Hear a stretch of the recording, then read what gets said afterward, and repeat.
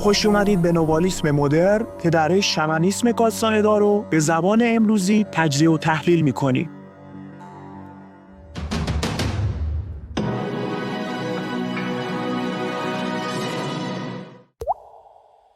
بله دوستان، کماکان در خدمتتون هستیم با ادامه مبحث موجودات سایه و پروازگران در کانتکست نوالیسم مدرن.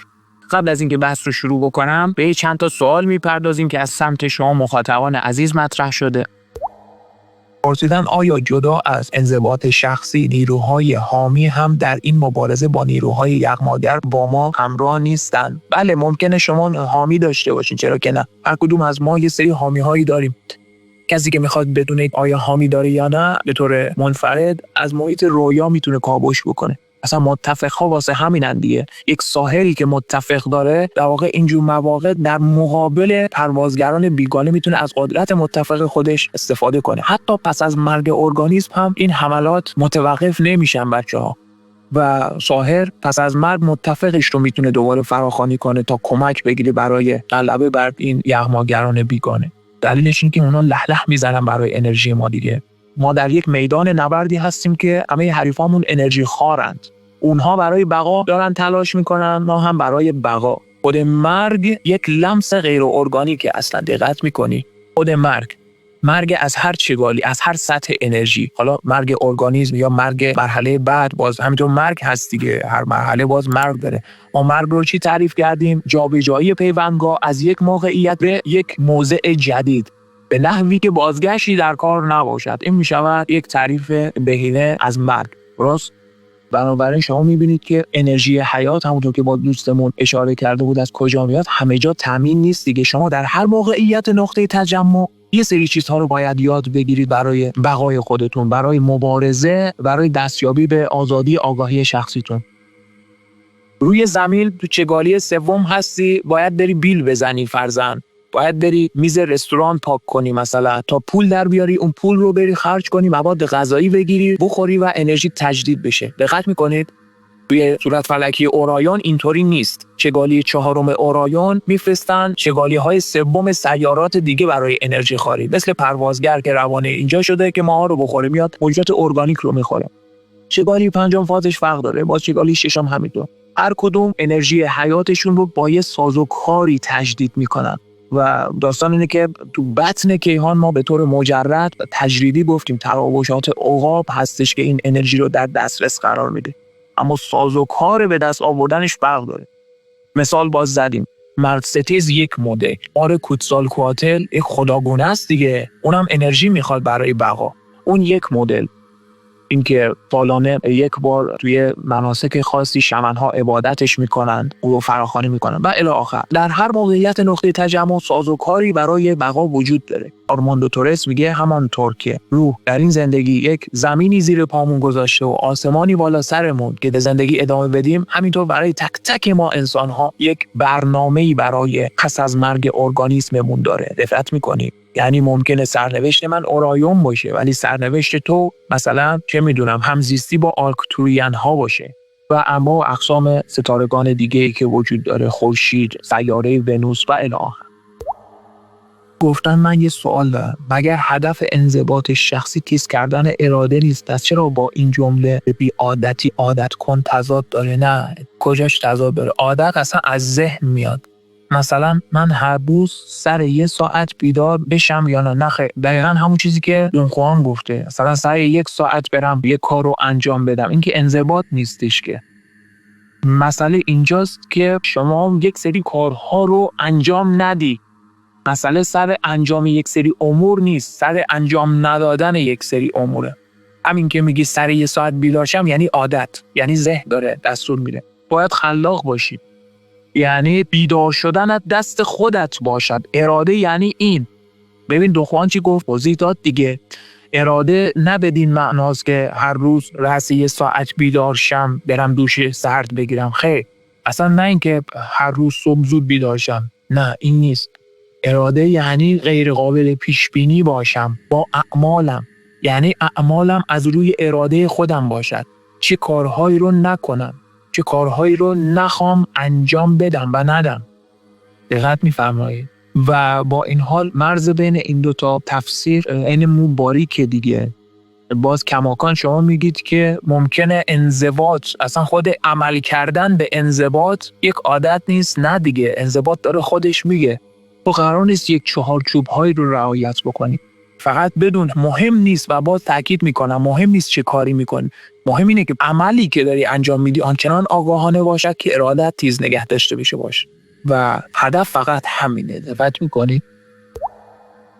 خیلی بچه‌ها، تنها چیزی که برای همه موجودات غیر ارگانیک به طور کلی و به خصوص پروازگران مهمه انرژی بالای موجودات ارگانیکه، به خاطر دنسیتی که ما داریم.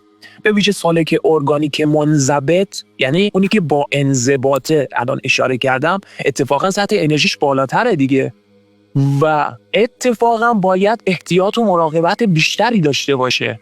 چرا؟ چون بیگانه هوش خیلی سیستماتیکی داره که رصدش میکنه تا آگاهی اون سالک منضبط رو در موقعیت‌های مختلف قرار بده و گیرش بندازه.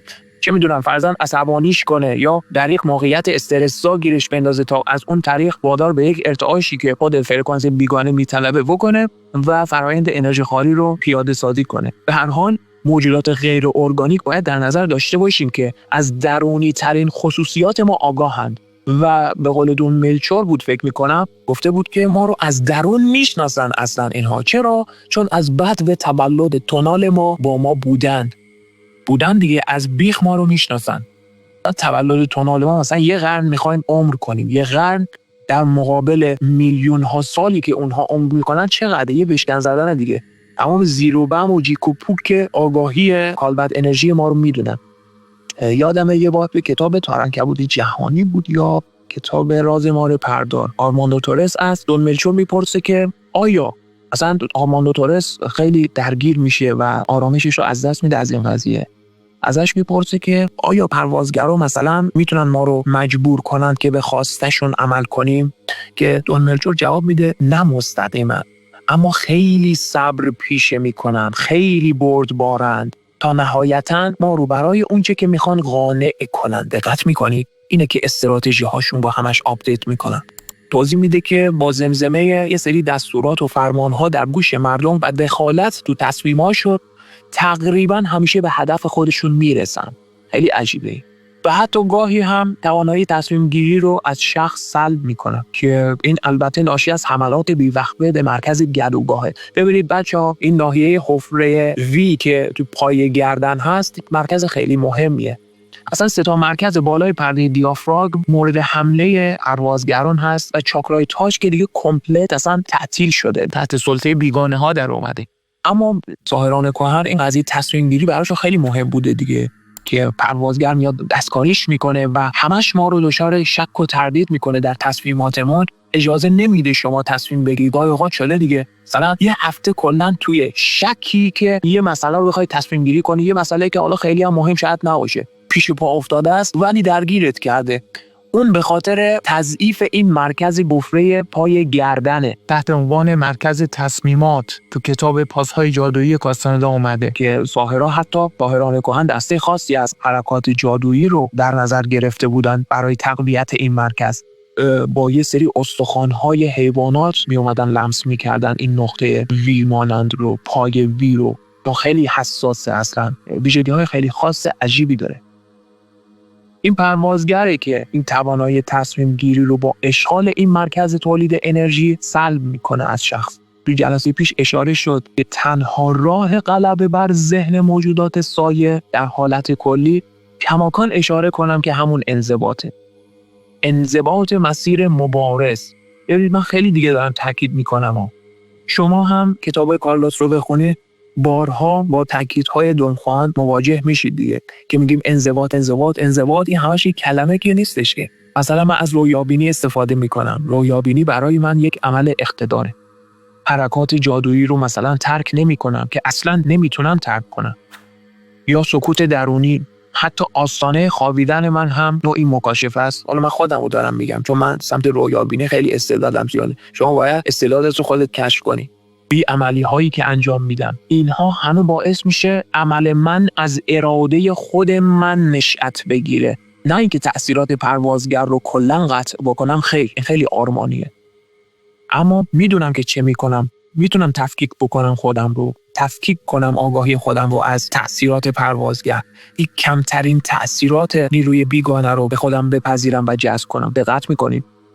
بنابراین یادتون باشه تنها از طریق انضباط میشه توافقاتی رو که اون اجداد اولیه ما با بیگانه ها انجام دادند کنار بزنیم و نادیده بگیریم. توافقاتی که اساساً دونخوان میگه توافقات نامحترمی هستند که جنگجو جنگاور درشون هیچ مشارکتی نداره، اصلا به ما ربطی ندارن. بینندگان کهن حالا نخستین افرادی بودند که به شکار آگاهی و ادراک رفتن و در نتیجه اولین رقبای خودشون که این پروازگران شکارخوار باشند رو دیدن. بنابراین بدیهی هستش که توی سیستم بینندگان کهن پروازگران رو در لیست رقبای اصلی متجاوز خودشون قرار دادن.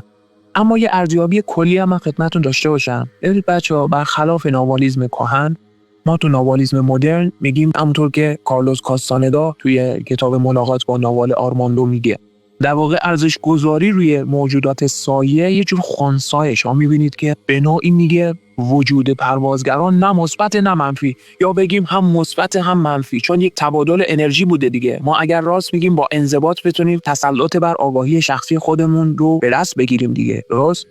یه چیزی داریم یه چیزی گرفتیم.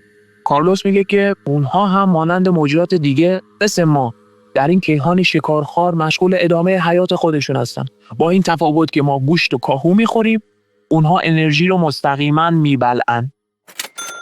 خب بچه‌ها، بس به جای خوبی رسید. تو ویدیوی بعدی ادامه این مبحث رو خدمتتون خواهیم بود. از حمایتاتون متشکرم. مراقب تانال خودتون باشید.